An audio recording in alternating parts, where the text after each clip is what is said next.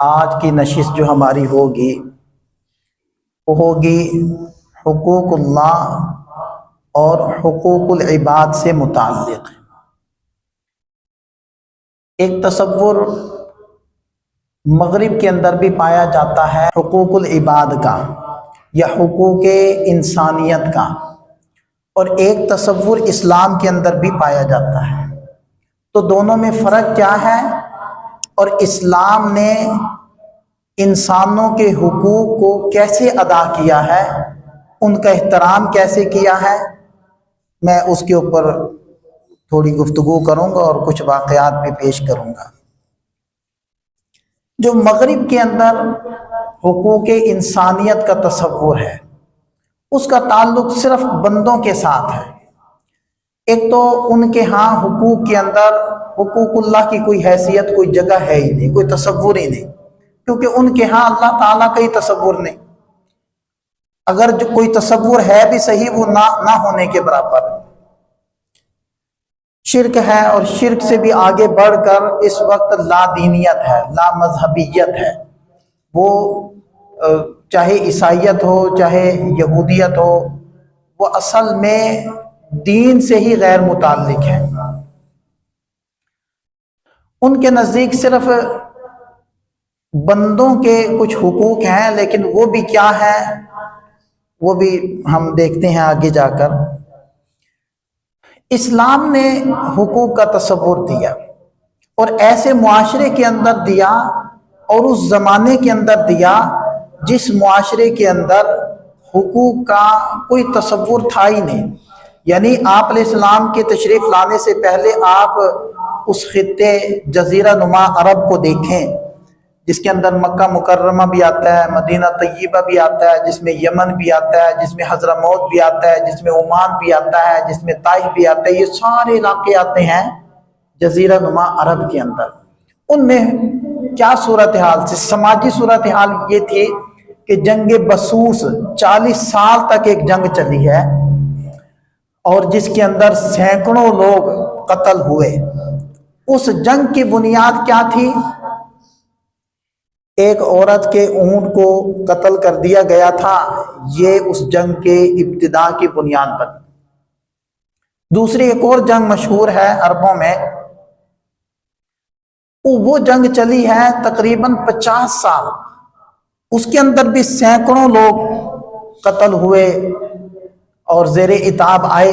اور اس جنگ کی بنیاد کیا تھی کہ ایک گھوڑ دوڑ کے اندر دھاندلی سے کچھ لوگوں کو جتایا گیا، وہ بنیاد بنی، اور پھر جنگ شروع ہوئی اور 50 سال تک چلتی رہی۔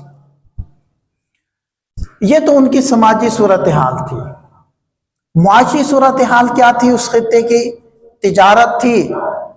تجارت کے اندر ساری 2 نمبریاں تھیں، اس کے اندر خیانت تھی، ناپ تول کے اندر کمی تھی، ملاوٹ تھی، اور دوسرے نمبر پر لوٹ کھسوٹ تھی۔ قافلے لوٹتے تھے، اللہ یہ کہ حجاج کے، معتمرین کے جو قافلے ہوتے تھے وہ بچتے تھے، ورنہ قافلے لوٹتے تھے۔ یہ ان کی معاشی صورتحال تھی۔ معاشرتی اگر آپ صورتحال دیکھیں تو عورت کے پیدائش کے اوپر ان لوگوں کا منہ بن جاتا تھا، جو قرآن نے تعبیر کیا نا، وَإِذَا بُشِّرَ أَحَدُهُمْ بِالْأُنثَىٰ ظَلَّ وَجْهُهُ مُسْوَدًّا وَهُوَ كَظِيمٌ۔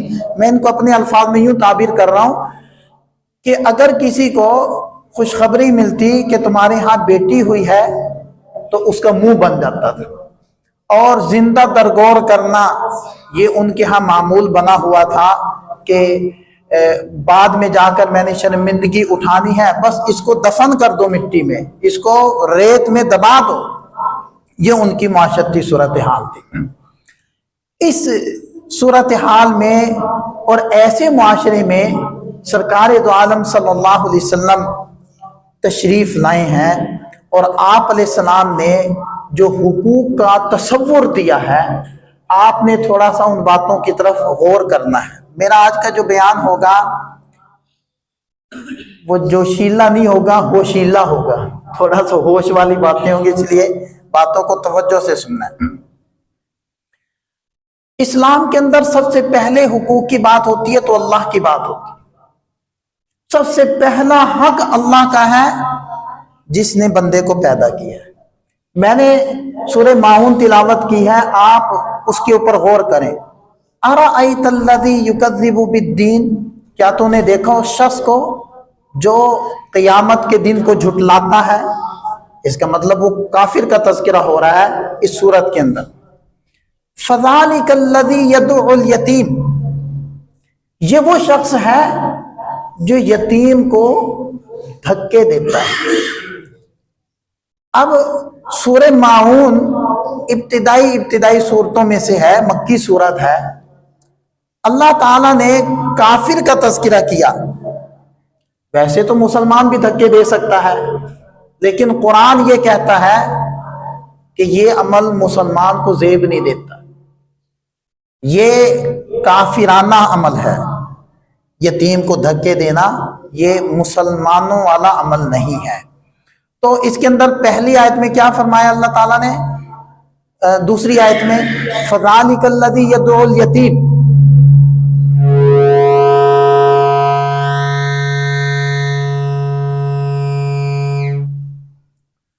کہ وہ فذلک الذی یدعو الیتیم، کہ وہ یتیم کو دھکے دیتا ہے۔ اب یتیم کو دھکا دینا حقوق اللہ ہے یا حقوق العباد ہے؟ کس کی حق تلفی ہے؟ حقوق العباد کی حق تلفی ہے۔ وَلَا يَحُضُّ عَلَىٰ طَعَامِ الْمِسْكِينِ، وہ مسکین کے کھانے پر ابھارتا نہیں ہے، یعنی مسکینوں کو کھانا کھلانا، مستحقین کو کچھ دینا، خود دینا تو دور کی بات، دوسروں کو بھی نہیں ترغیب دیتا کہ چلو دوسرا صاحب دل ہوگا، صاحب مال ہوگا تو وہ کر دے گا، کیونکہ نیکی کرنے کے لیے، صدقہ کرنے کے لیے صرف صاحب مال ہونا کافی نہیں ہے، صاحب دل ہونا بھی ضروری۔ بہت سارے ہیں مال والے لیکن صاحب دل نہیں۔ تو یہ دوسری جو بات کی اللہ تعالیٰ نے، وَلَا يَحُضُّ عَلَىٰ طَعَامِ الْمِسْكِينِ، یہ بھی کس کی بات ہے؟ کس کی حق کی بات ہے؟ حقوق العباد کی بات۔ فَوَيْلٌ لِّلْمُصَلِّينَ، ہلاکت ہے نمازیوں کے لیے۔ یہ کس کی بات آ گئی؟ حقوق اللہ کی بات ہو۔ وہ نمازی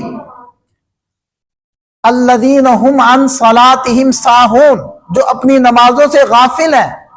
نمازوں سے غفلت دونوں شکل میں ہو سکتی ہے، یا تو پڑھتے ہی نہیں، یا پڑھتے ہیں تو صحیح طریقے سے نہیں پڑھتے، تو دونوں اس کے اندر داخل۔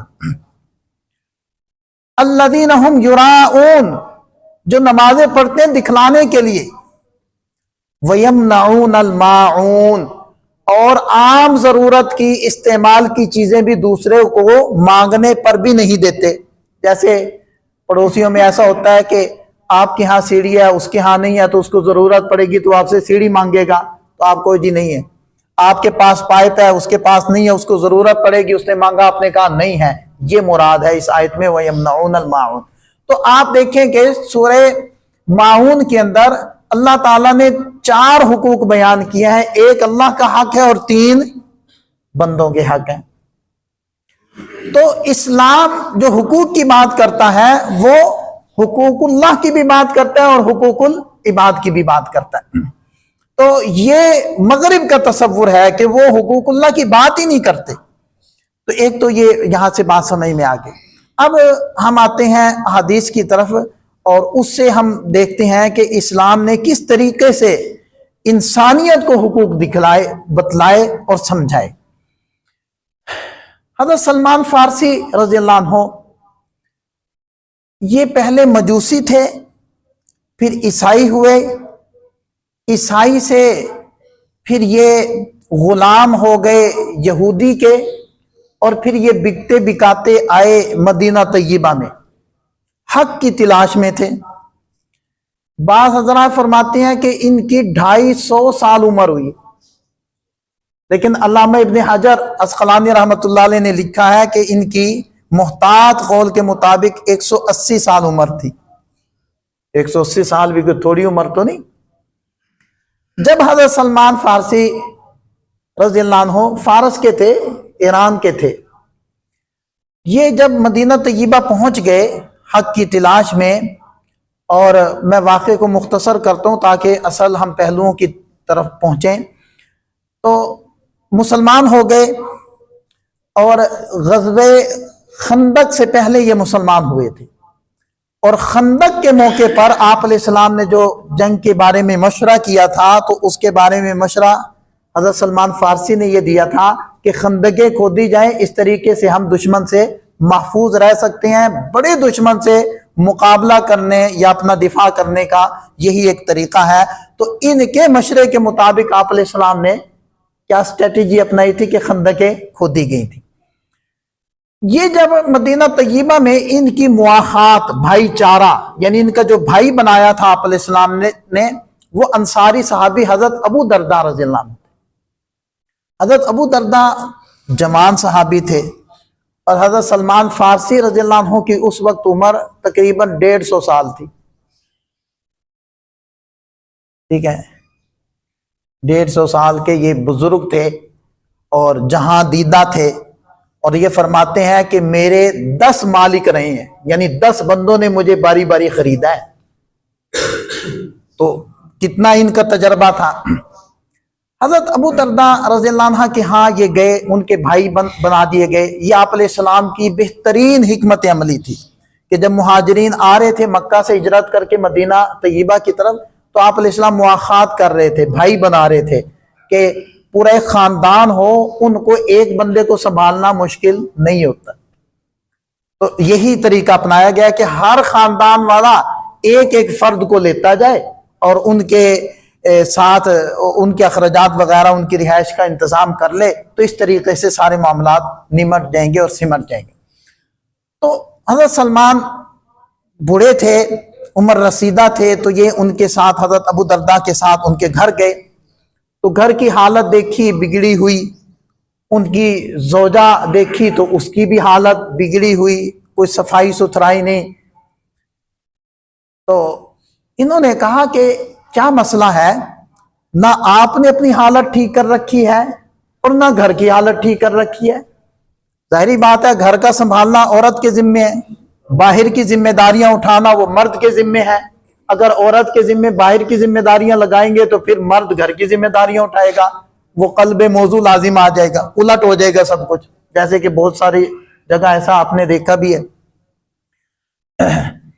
تو ایک تو حضرت ابو درداء رضی اللہ عنہ اس بات کو نوٹ کر لیا، تو ان کی اہلیہ نے یہ بات کہی کہ اصل میں جو ابو درداء ہیں ان کی توجہ ہی نہیں ہے، دلچسپی نہیں ہے، نہ میرے اندر نہ گھر کے اندر، تو اس لیے مجھے بھی کوئی پرواہ نہیں ہے، میں بھی گزارا کر رہی ہوں، وہ بھی گزارا کر رہے ہیں۔ تو یہ بزرگ تھے، انہوں نے بات کو نوٹ کر کھانا لگا، تو انہوں نے حضرت ابو درداء سے کہا آئیں آپ بھی کھائیں، تو انہوں نے کہا جی میرا روزہ ہے۔ اب آپ سمجھ رہے ہیں کہ دلچسپی نہ ہونے کی وجوہات کیا ہیں۔ حضرت ابو درداء نے کیا کہا کہ میرا روزہ ہے، تو حضرت سلمان نے فرمایا کہ اچھا تمہارا روزہ ہے تو پھر ہم بھی نہیں کھاتے، اگر آپ صاحب دار ہیں، آپ میرے میزبان ہیں، آپ میرے ساتھ بیٹھ کر نہیں کھا رہے تو پھر میں بھی نہیں کھاتا۔ تو انہیں مجبوراً اپنا روزہ توڑنا پڑا اور ان کے ساتھ کھانے میں شریک ہونا پڑا۔ نفلی روزہ تھا۔ فرض کے بارے میں تو حکم یہی ہے کہ آپ نے فرض کو نہیں چھوڑنا نہ توڑنا، البتہ حقوق العباد کے لیے جو نوافل ہوتے ہیں ان کو آپ آگے پیچھے کر سکتے ہیں۔ جب رات کو سونے کے لیے ان کا بستر لگایا گیا حضرت سلمان کا، حضرت ابو درداء کا بستر نہیں، تو انہوں نے پوچھا آپ کا بستر؟ کہتے ہیں میں نے تو مصلے پر کھڑا ہونا ہے۔ تو انہوں نے فرمایا کہ نہیں، آپ نے مصلے پہ کھڑا نہیں ہونا، آپ نے ادھر بستر لگواؤ میرے ساتھ اور آپ نے ادھر سونا ہے۔ چونکہ بھائی بنا دیے گئے تھے نا، اور حضرت سلمان فارسی بڑے بھائی تھے اور حضرت ابو درداء چھوٹے بھائی تھے، اور بڑے بھائی کا روب ہوتا ہے نہیں ہوتا، تو حضرت سلمان فارسی اسی روب کا فائدہ اٹھا رہے، تو انہوں نے کہا کہ نہیں کوئی مصلی نہیں، ادھر آؤ ادھر سو۔ تو حضرت ابو درداء یہ سوچ کر آ کر لیٹ گئے کہ جب یہ سو جائیں گے بابا جی تو میں پھر اٹھ کے چلا جاؤں گا۔ تھوڑی دیر انتظار کے بعد یہ اٹھنے لگے تو وہ تو جاگ رہے تھے، انہوں نے کہا کدھر؟ کہیں نہیں جانے کی اجازت، سو جاؤ چپ کر کے۔ سلا دیا۔ صبح تہجد کے وقت میں خود بھی اٹھے اور ان کو بھی اٹھا دیا اور کہا کہ چلو اب تہجد پڑھو۔ یہ پہلی رات کا معاملہ ہے یا پہلے دن اور پہلی رات کا معاملہ ہے۔ اب ان حضرات نے فجر کی نماز کے لیے جانا تھا مسجد النبوی میں آپ علیہ السلام کے پاس، تو حضرت سلمان رضی اللہ عنہ نے فرمایا کہ میں تمہیں ایک نصیحت کرتا ہوں، اس پر تھوڑا سا غور کرو، اور ارشاد فرمایا کہ اِنَّ لِرَبِّكَ عَلَيْكَ حَقًّا، تیرے رب کا بھی تجھ پر حق ہے، وَلِنَفْسِكَ عَلَيْكَ حَقًّا، تیری جان کا بھی تجھ پر حق ہے، وَلِزَوْجِكَ عَلَيْكَ حَقًّا، تیری بیوی کا بھی تجھ پر حق ہے، وَلِزَوْرِكَ عَلَيْكَ حَقًّا، تیرے مہمان کا بھی تجھ پر حق ہے، فَآتِ كُلَّ ذِي حَقٍّ حَقًّا، ہر حق والے کو اس کا حق ادا کرو۔ یہ الفاظ حضرت سلمان رضی اللہ عنہ نے ان کو فرمائے۔ اب یہ حدیث نہیں ہے، ابھی تک آپ صلی اللہ علیہ وسلم کی طرف سے تائید حاصل نہیں ہوئی۔ دونوں حضرات مسجد النبوی میں نماز فجر ادا کی آپ علیہ السلام کے پیچھے۔ فجر کی نماز کے بعد آپ علیہ السلام کی عادت مبارکہ تھی کہ نمازیوں کی طرف رخ کر لیتے، اور اگر کوئی وحی آئی ہوتی، نیا کوئی حکم آیا ہوتا تو آپ علیہ السلام وہ صحابہ کرام کو بتاتے، اور اگر کسی صحابی نے کوئی خواب دیکھا ہوتا یا کسی کو کوئی مسئلہ درپیش ہوتا تو وہ مسئلہ دریافت کر لیتا۔ اور بعض دفعہ آپ علیہ السلام خود بھی ارشاد فرماتے اگر کسی نے کوئی خواب دیکھا ہو تو وہ مجھ سے اس کی تعبیر پوچھ لے۔ تو یہ ساری جب باتیں ہو گئی تو آپ علیہ السلام کی نظر پڑی حضرت سلمان اور حضرت ابو درداء، ان حضرات کے اوپر، کل ہی تو ان کی مواخات ہوئی ہے، تو ان دونوں کو بلا لیا اور حضرت ابو درداء سے پوچھنے لگے کہ سناؤ آپ کے بڑے بھائی کیسے لگے، کوئی مزاج ملا؟ تو وہ تو بھرے بیٹھے تھے، سارے کل دن کی اور رات کی کاروائی ہوئی تھی، تو وہ تو پھٹ پڑے کہ جی میں روزے سے تھا، انہوں نے مجھے مجبور کیا، میرا روزہ توڑوایا، میں رات کو عبادت کرنا چاہتا تھا، انہوں نے مجھے عبادت نہیں کرنے دی، اپنے ساتھ لٹا لیا اور زبردستی سلا دیا، یہ ساری باتیں کی، اور انہوں نے مجھے آنے سے پہلے یہ نصیحت بھی کی۔ اور وہ جو نصیحت تھی اِنَّ لِرَبِّكَ عَلَيْكَ حَقًّا وَلِنَفْسِكَ عَلَيْكَ حَقًّا وَلِزَوْجِكَ عَلَيْكَ حَقًّا وَلِزَوْرِكَ عَلَيْكَ حَقًّا فَآتِ كُلَّ ذِي حَقٍّ حَقًّا، یہ ساری بات انہوں نے حضرت ابو درداء نے آپ علیہ السلام کو سنا دی۔ تو آپ علیہ السلام نے فرمایا صدق سلمان۔ اب یہ جو صدقہ ہے نا، صدقہ کا کیا معنی ہوتا ہے؟ سچ کہا۔ یہ سچ کہنے پر بھی بولا جاتا ہے، سچ یعنی درست کرنے پر بھی بولا جاتا ہے۔ تو مطلب کیا ہوگا؟ صدق سلمان، یعنی سلمان نے جو کہا وہ بھی ٹھیک کہا، سلمان نے تیرے ساتھ جو کیا وہ بھی ٹھیک کیا۔ اب جب آپ صلی اللہ علیہ وسلم کی تائید حاصل ہو گئی حضرت سلمان کی بات کو، اب وہی بات حدیث مرفوع بن گئی اور وہی بات دین بن گئی۔ لہذا اب یہ دین بن گیا کہ تیرے رب کا تجھ پر حق ہے، اس کے بعد تیری جان کا تجھ پر حق ہے، اس کے بعد تیری بیوی کا تجھ پر حق ہے، اس کے بعد تیرے مہمان کا تجھ پر حق ہے، ہر حق والے کو اس کا حق دو۔ یہ تعلیم کون دے رہا ہے؟ یہ اسلام دے رہا ہے، نبی پاک صلی اللہ علیہ وسلم دے رہے ہیں۔ آپ کے اصحاب کے اندر یہ بات سمجھ میں آ رہی ہے کہ اسلام صرف عبادت کی طرف نہیں متوجہ کرتا، اسلام حقوق کی بات کرتا ہے۔ اللہ کا حق سب سے پہلے ہے، اس کے بعد ہر ایک کا درجہ بدرجہ حق موجود ہے، اور ہر ایک کو اس کا حق دینا یہ دین ہے۔ یہ کوئی بزرگی نہیں ہے کہ حقوق مار کے آپ صرف عبادت کرتے رہیں یا لوگوں کے حقوق کے پیچھے اللہ کے حق کو ضائع کرتے رہیں، یہ کوئی دینداری نہیں۔ یہ ایک مثال ہوگی۔ ایک اور مثال میں واقعہ پیش کرتا ہوں۔ ایک دفعہ نبی پاک صلی اللہ علیہ وسلم تشریف فرما تھے، آپ کی دائیں طرف حضرت ابن عباس، حضرت عبداللہ ابن عباس رضی اللہ عنہما۔ حضرت عباس کون ہے؟ آپ علیہ السلام کے چچا، اور ان کے بیٹے حضرت عبداللہ آپ علیہ السلام کے چچا زاد بھائی، جو چچا زاد بھائی بھی ہیں، شاگرد بھی ہیں، اور ایک رشتے میں بھانجے بھی ہیں۔ حضرت میمونہ رضی اللہ عنہ حضرت عبداللہ کی خالہ ہیں۔ تو چھوٹی عمر کے تھے، کیونکہ آپ علیہ السلام جب دنیا سے رخصت ہو رہے ہیں تو اس وقت شاید ان کی عمر 17 سال تھی یا 15 سال تھی. تو اس وقت ان کی عمر ظاہری بات ہے اس سے بھی کم تھی. تو یہ دائیں طرف بیٹھے تھے اور بائیں طرف اکبر الصحابہ حضرت صدیق اکبر رضی اللہ عنہ تشریف فرما.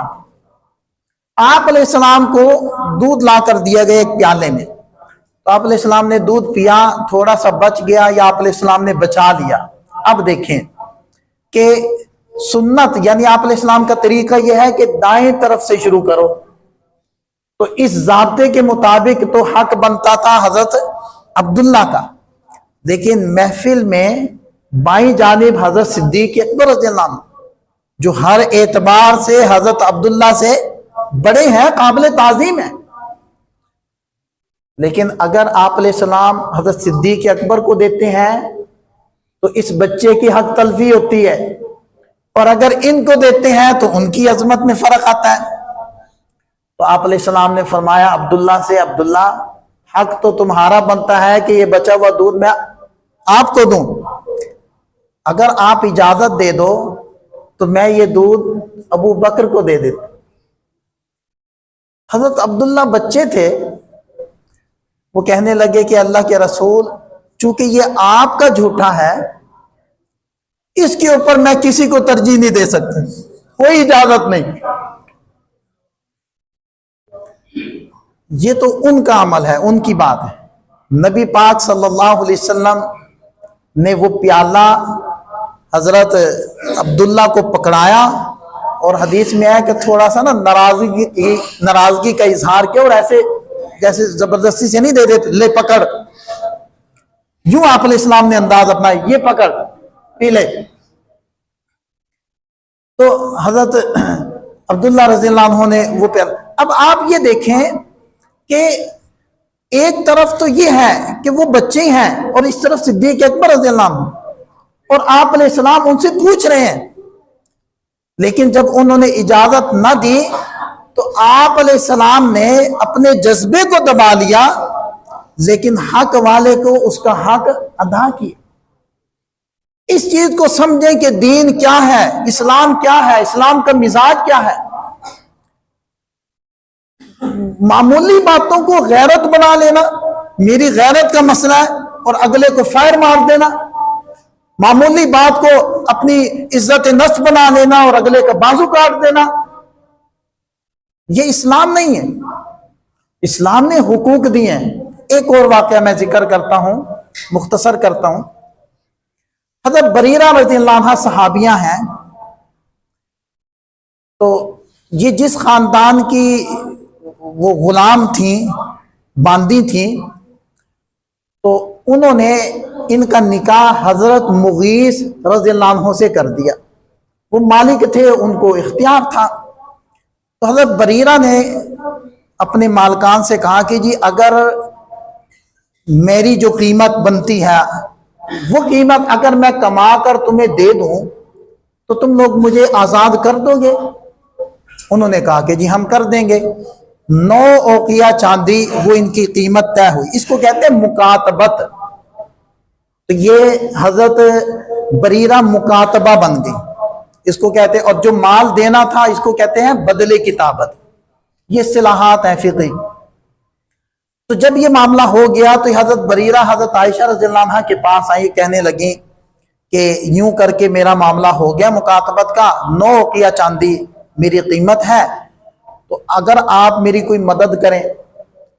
تو حضرت عائشہ صدیقہ رضی اللہ عنہ نے فرمایا کہ ٹھیک ہے, یہ سارا بدلی کتابت میں تمہارا ان کو دے دیتی ہوں, پھر تم میری غلام ہو جاؤ گی اور پھر میں تمہیں اپنی طرف سے آزاد کروں. کیا تمہیں یہ منظور ہے؟ اور ان لوگوں کو یہ منظور ہے.